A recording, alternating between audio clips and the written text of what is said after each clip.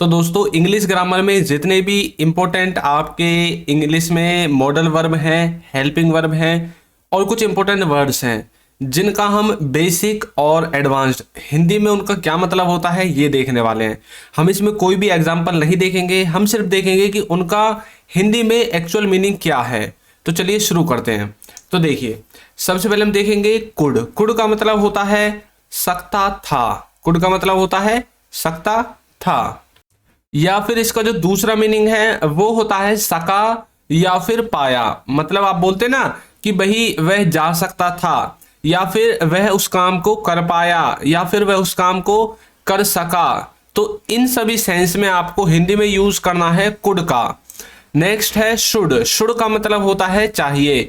ये तो सबको पता होता है क्योंकि शुड को याद करना बहुत ही आसान है, लेकिन इसका रियल सेंस ये है कि इसका यूज हम सिर्फ तब करते हैं जब हम किसी से कोई सलाह लेते हैं या फिर किसी से कोई राय लेते हैं, या फिर यदि हम इसके विपरीत बोले कि किसी को कोई सलाह देते हैं या फिर किसी को कोई राय देते हैं, तब हमें शुड का यूज करना पड़ता है। जैसा आप बोलते हो ना, भाई तुम्हें वहां जाना चाहिए, तो मतलब हम उनको सलाह तो दे रहे हैं, तो वहां पर आपको शुड का यूज करना है। नेक्स्ट है शुड हैव। शुड हैव का मतलब होता है चाहिए था। अब देखिए, शुड का यूज हम करते हैं सलाह लेने और देने में प्रेजेंट के लिए, लेकिन जब ऐसा लगा कि भाई पास्ट में हम अब इस किसका यूज करें, तो पास्ट में यूज किया गया शुड के साथ हैव का, कि जब भी आप शुड के साथ हैव लगाओगे तो हर एक बंदा जो इंग्लिश बोलता है या फिर सुनता है वो समझ जाएगा कि इसका मतलब है कि ये हमें कोई सलाह दे रहा है जो कि हमें पास्ट में करनी चाहिए थी, या फिर कोई ऐसा काम के बारे में हमें बता रहा है जो कि हमें पास्ट में करना चाहिए था। तो पास्ट की सलाह के लिए हमें चाहिए था शुड हैव के द्वारा निकालना है। नेक्स्ट है माइट। माइट का मतलब होता है शायद ही। देखिए, माइट का यूज हम बहुत सारी जगहों पर करते हैं, लेकिन यदि हम इसका मोटा मोटा मीनिंग निकालें तो इसका मतलब होता है लेस पॉसिबिलिटी, यानी कि जहां पर जो संभावना है किसी काम को होने की, किसी काम को होए जाने की, किसी काम को होए जाए पाने की, वो सभी संभावनाएं बिल्कुल लेस होंगी, यानी कि कब संभावना होगी उस काम की। नेक्स्ट है हमारा मे हैव। मे हैव का मतलब होता है शायद कर चुका होगा। शायद मतलब कोई किसी काम को कर चुका होगा, खत्म कर दिया होगा किसी ने कोई काम। वहां पर पॉसिबिलिटी तो हमें ज्यादा मतलब नहीं लगती है, लेकिन कम भी नहीं लगती है, बीच की सी लगती है, तब आपको मे का यूज करना है। नेक्स्ट है वुड। वुड के दो सेंस हैं, एक होता है करता, वह जाता, मैं खाता। एक होता है करेगा, वह जाएगा, वह खेलेगा। तो यहां पर देखिए क्या डिफरेंस है। डिफरेंस ये है कि ये जो ता वाला सेंस है, ये सेंस इसका निकलेगा कंडीशनल सेंटेंसेस में, और जो गा वाला सेंस है करेगा, जाएगा, खेलेगा, ये वाला जो सेंटेंस है ये बिल्कुल नॉर्मल होंगे, इसमें किसी भी प्रकार की कोई कंडीशन नहीं होगी, क्योंकि वुड को लेकर बच्चे कंफ्यूजन में रहते हैं, तो इस बात को आपको याद रखना है। नेक्स्ट है वुड हैव। वुड के साथ हैव, तो इसका मतलब होता है पास होगा, किसी के पास कोई वस्तु होगी। जैसे आप बोलते हैं ना, भाई उसके पास एक पेन होगा, उसके पास एक कार होगी, उसके पास बहुत सारे पैसे होंगे। जब आपको पूरी तरह से कंफर्मेशन तो नहीं होती, लेकिन जब आपको थोड़ी बहुत कंफर्मेशन होती है भाई हाँ हो गई तो जरूर, तब आपको वुड हैव का यूज करना है इस वाले सेंस में। नेक्स्ट है शुड हैव। अब तक हमने शुड हैव पढ़ा था। अब इसके साथ यदि टू लगाएंगे तो हमें क्या निकालना है, इसका सेंस निकलेगा करना ही चाहिए। करना ही चाहिए, किसी को कोई काम करना ही चाहिए, वहां पर आप यूज करेंगे शुड हैव टू का। जैसे आप बोलते हैं ना भाई तुम्हें जाना ही चाहिए, उसे आना ही चाहिए, इस काम को करना ही चाहिए, तो तब आपको शुड हैव टू का as a modal verb use करना है। नेक्स्ट है विल हैव, जिसका मतलब होता है कर चुका होगा। ये हम फ्यूचर के बारे में बात करते हैं, भविष्य काल के बारे में बात करते हैं, क्योंकि आपको पता है कि विल का यूज हम कहां पर करते हैं, फ्यूचर टेंस में। अब फ्यूचर का चाहे इंडेफिनेट हो या कंटिन्यूअस हो या परफेक्ट हो, परफेक्ट कंटिन्यूअस हो, सब में विल का यूज होता है। किसी में विल अकेला आएगा, किसी में विल के साथ बी आएगा, किसी में हैव आएगा, किसी में हैव बीन विल के साथ आ जाएगा, मतलब आना विल ही है सबके साथ।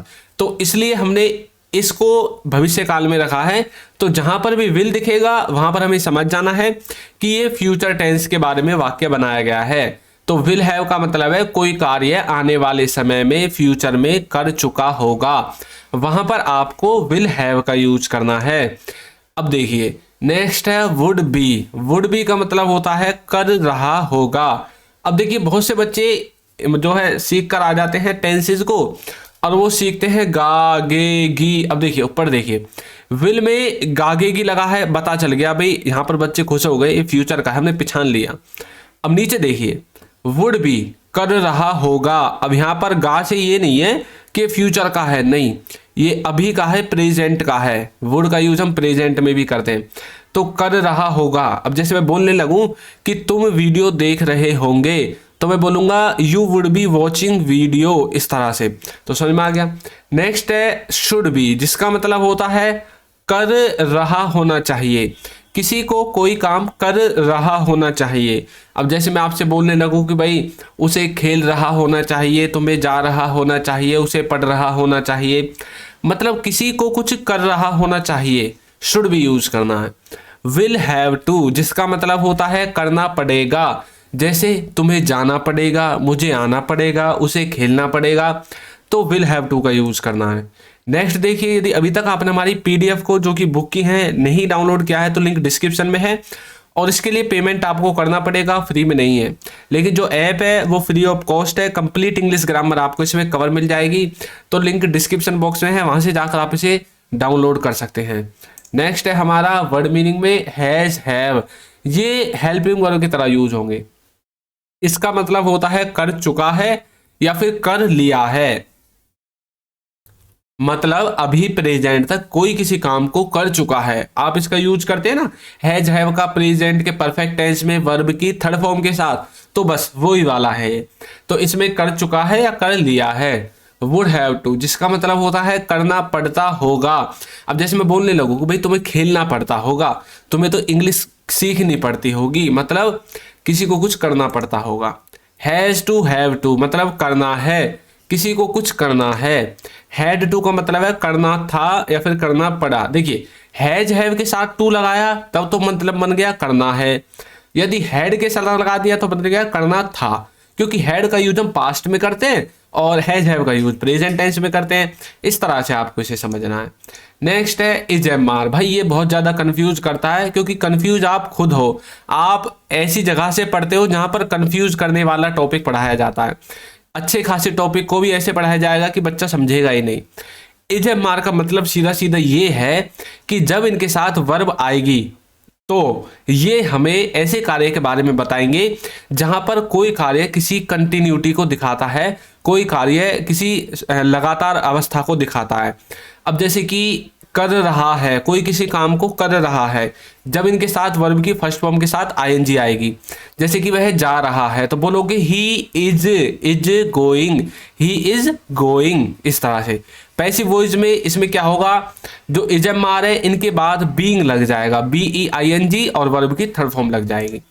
वाज वर, जिसका मतलब होता है कर रहा था, कोई कभी किसी काम को कर रहा था पास्ट में, जैसे कि वह खेल रहा था, मतलब पास्ट की कंटिन्यूटी को दिखाना है तो वाज वर, और प्रेजेंट की को इज एम आर के द्वारा। विल हैव का मतलब होता है कर चुका होगा, ये बता दिया मैंने। हैड बीन, जिसका मतलब हो चुका है, हो चुका था। हैड बीन का मतलब है हो चुका था, मतलब कुछ हो चुका था पास्ट में, जैसे कि वह जा चुका था, मतलब जाने का काम हो चुका था पास्ट में। अब मैं आप सबकी प्रैक्टिस के लिए आपको एक देता हूं कुड हैव।